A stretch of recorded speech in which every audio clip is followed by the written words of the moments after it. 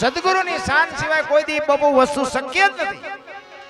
પણ કહેવાનો મારો અર્થ એ છે કે તમને અને મને માણસનો અવતાર મળ્યો છે ને બાપુ મોજ કરી લ્યો. મને તો એમ થાય જીવ એવું આવ્યું છે, જો આમાં જીવતા ન આવડે આંટો થયો સમજી લેજો.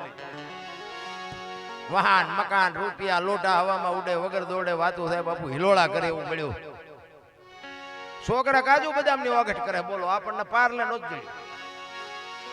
જીવે એવું નથી. છોકરાને આપણે કાજુ બદામ લાવીને આપ્યા ને પાટીમાં નથી ખાવું, એટલે ભાઈ ખા ને એ અમને પારલે નથી જડ્યું.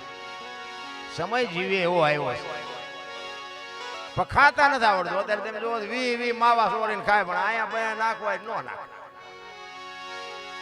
હું દૂધ આલ્યું છે નોકું તમે જોજો. ચોખ્ખું ઘી લઈને બજારમાં રાડ્યો પાડજો, ચોખ્ખું ઘી છે, ચોખ્ખું ઘી ખપે મને કહેજો. બોલા દારૂ બાવળી એમ બેસે તોય ખપી જાય. બોલો પીપડે પીપડે ખપાય. બોલો ખોટું જ નથી આલ્યું. ખબર છે બધાને કે આમાં પતન થઈ જાય, સારું નથી.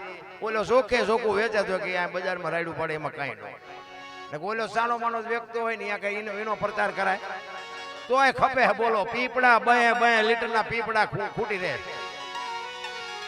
આ સમય છે ને આની માલિકોર બાપુ જે વ્યવસ્થિત જીવવું ની અઘરી બાબત છે.